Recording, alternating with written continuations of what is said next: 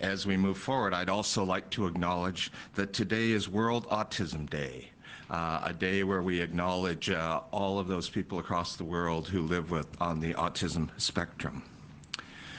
We know that COVID-19 is having a serious impact on all British Columbians. We know that people are concerned and they're scared. We know that people who are living in poverty and living vulnerable are even more scared and concerned as they move forward. As we do our work in this ministry and across government to support British Columbians, I'm very focused in my ministry on ensuring that we protect people's housing, ensuring that we have food security for families, that they have enough food, nutritious food to eat, that the health supports they require are there, and that we provide as much stability as possible in people's lives in this uncertain time. We've been doing that work across the government in a number of ways, whether it's been protection for renters from eviction, renters grants for those who have lost income, or moving forward in other areas around housing. The Minister of Municipal Affairs and Housing and BC Housing are working diligently on that. We've also provided support around food security, including $3 million for Food Banks BC to support and sustain help support and sustain our food banks moving forward in this uncertain time.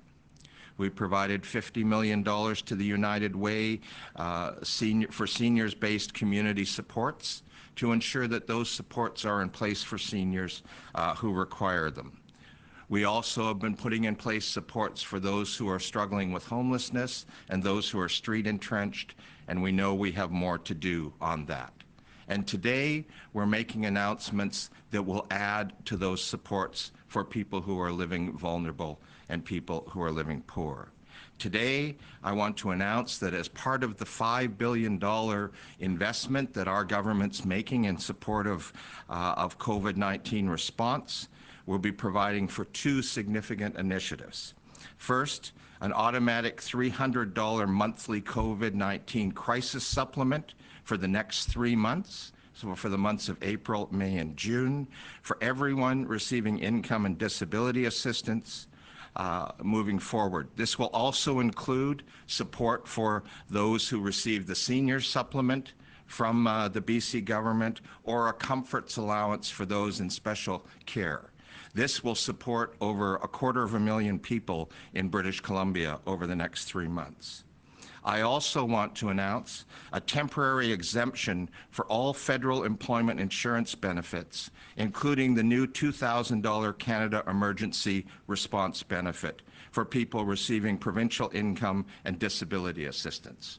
What this means is that for a number of British Columbians who are on income or disability assistance, they have an earning exemption. They can earn up to $15,000 a year in the case of an individual on disability benefits. For those who will qualify and be able to apply for EI because they've lost their employment, or to apply for the new emergency response benefit, they will be able to apply for that benefit, receive that benefit, and not have that deducted from their disability or income assistance check. There will be no clawback on this.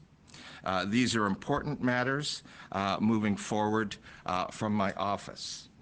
As I said, we expect that this will impact about 205,000 people who receive supports from my ministry directly. It also will support 58,000 seniors, low-income seniors. These are seniors who currently receive the senior supplement from British Columbia, which is $49, supporting those who receive old age security and the guaranteed income supplement. That will now be increased also to $300 for the following 3 months. It also will support about 4,000 people who receive support from our ministry who are in specialized care facilities receiving treatments for a range of care. These benefits mean that anyone on income or disability assistance who are eligible will get support. Also, we're announcing at this point that since BC Transit and TransLink have suspended fares, those on disability assistance who currently receive a bus pass or a Compass card as their transportation supplement, we will be putting the $52 that the cost of that onto their April checks so that they will be able to have that cash as well as they move forward, since currently they're not required to have those bus passes. We will continue going forward with this as long as fares are suspended, and I would assure people that they still will have access, obviously, to bus passes and other services.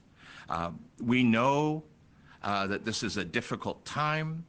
We know that we need to provide supports for people, and these supports today, it's our hope, are another step in the process of being able to ensure that those people on income assistance or those people on disability assistance in our province will be supported moving forward with this crisis supplement and this exemption for federal initiatives.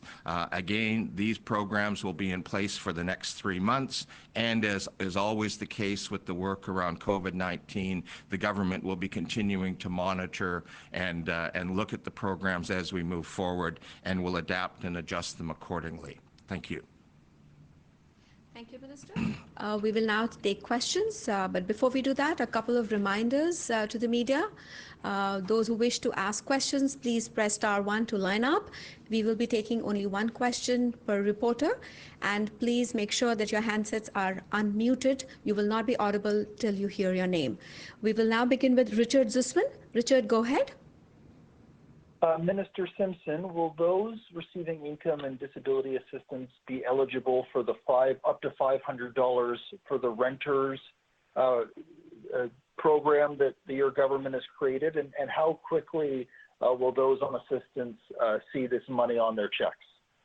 Well, to take the second part of that question first, this money will be available on the April 22nd check, the next check that goes out on April 22nd.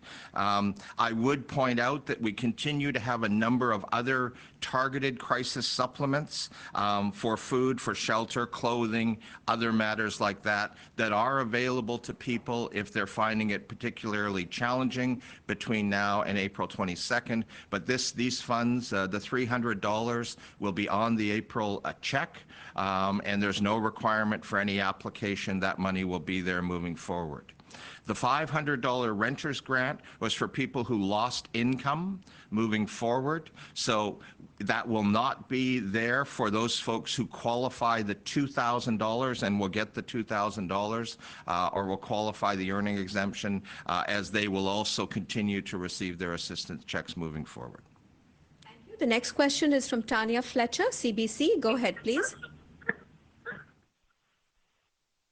Oh, yes. Hi, Minister. I'm just wondering, a lot of people who aren't maybe able to have online access given the closure of libraries, et cetera, how can they, get more information, or what supports are available for them who rely on those public places to get online?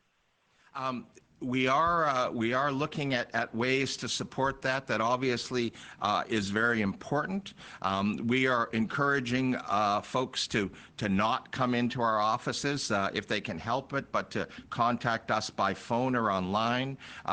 They can call, absolutely, to get further information. We'll also be disseminating information through a number of the agencies that work with folks who are living on income assistance and disability assistance, and we're hoping and relying on you as the media to help us to get the word out to people too as we move forward, to ensure that everybody understands what the program is and understands the supports that they can expect and anticipate in the coming weeks and months.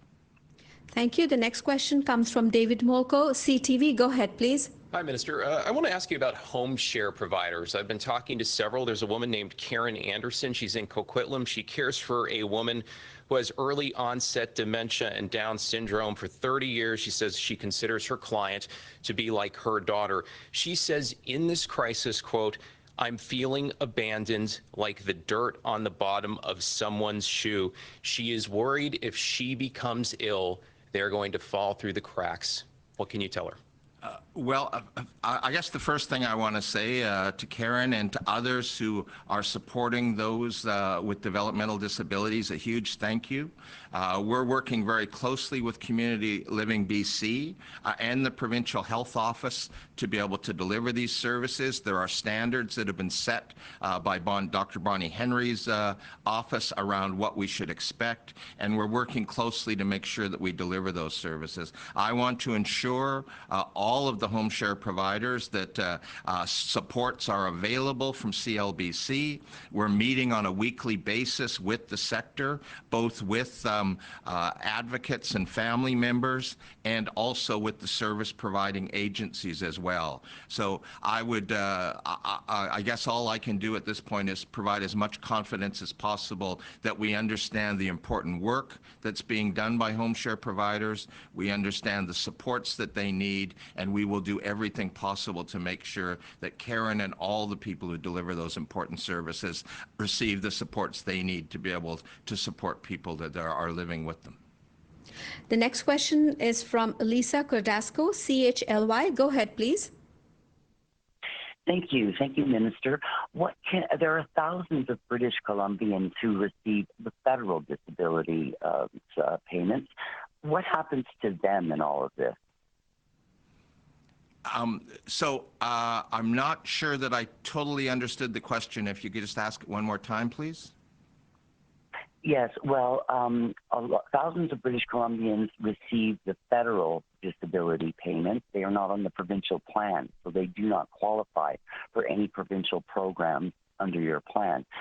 Many of those people were forced onto the federal system by your system, which says if you qualify, you must be on that system and not on the provincial one. So what do you say to the thousands of British Columbians who receive federal disability payments, who are probably hurting just as much, but they don't qualify for this new supplement you've announced today?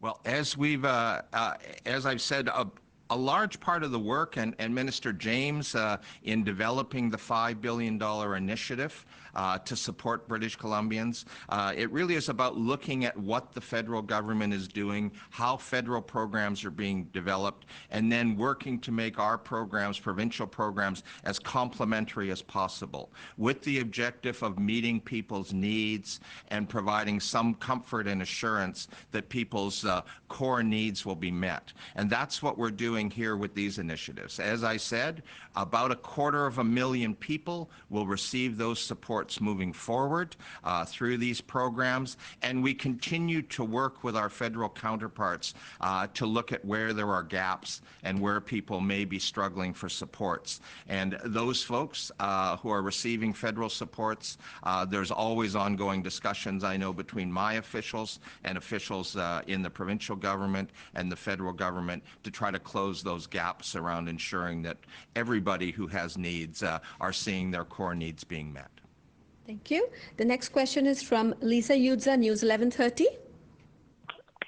Just quickly, can you say again the dollar value and the number of people who will be benefiting from the program being announced today? Absolutely. There are two significant initiatives today. The first is a $300 crisis supplement that will be added to people's monthly assistance payments. That will go to all people receiving income and disability assistance who do not receive the federal emergency funds. That will impact about a 250,000 people. It will include about 205,000 people who are directly supported by my ministry, about 58,000 senior citizens who receive the OAS and GIS supplement and the provincial supplement today, and about 4,000 people who live in special care facilities.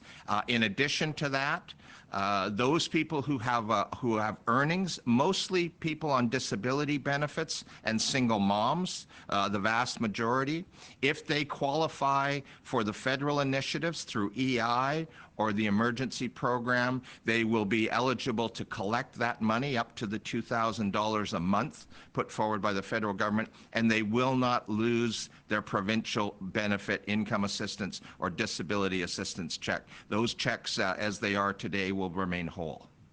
Thank you. And another reminder to the media, if you wish to ask questions, please press star 1 to line up for the questions. Next question is from Andrew McLeod, the Tyee. Yeah, hi, Minister.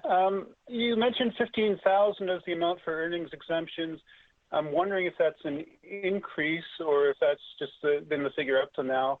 Are you actually increasing earnings exemptions? And I'm also wondering about the eligibility requirements. In particular, people have been calling for the asset test and the requirement to look for work to be relaxed. Are you doing anything around that or considering it? Yes, the earning exemption had been up until, I guess we passed the legislation in the last sitting, had been $12,000 a year. We increased that earning exemption at that time to $15,000 a year in recognition mostly that the increases in minimum wage were having an impact on people's earning and reducing the number of hours. So we increased it both for persons on disability benefits and others. So that is an increase over what had been $12,000 a year there. We have waived around other requirements. We have waived the work search for this period of time. We've suspended it, so we are not asking people who are coming to income assistance or who are applying to participate in a work search at this point. And we'll review that all again, of course, when we get past the crisis we're in. Thank you. The next question is from Rob Shaw, Vancouver Sen. Please go ahead. Rob, are you there? Moving on, we'll take the last question from Dirk Meissner, CP. Dirk, go ahead, please. Hi, Minister. Can you tell me $300 a month, how large will someone's, or how much will the payment be now that somebody receives? Well, maybe to give you a couple of examples of what people are earning today. For example, a single person on disability benefits today receives $1,183.42. So they will get an additional $300 on top of that. A single mom with 2 kids would receive $1,609.08. They would receive the additional $300 on top of that. Thank you, and that will be all. Thank you for participating.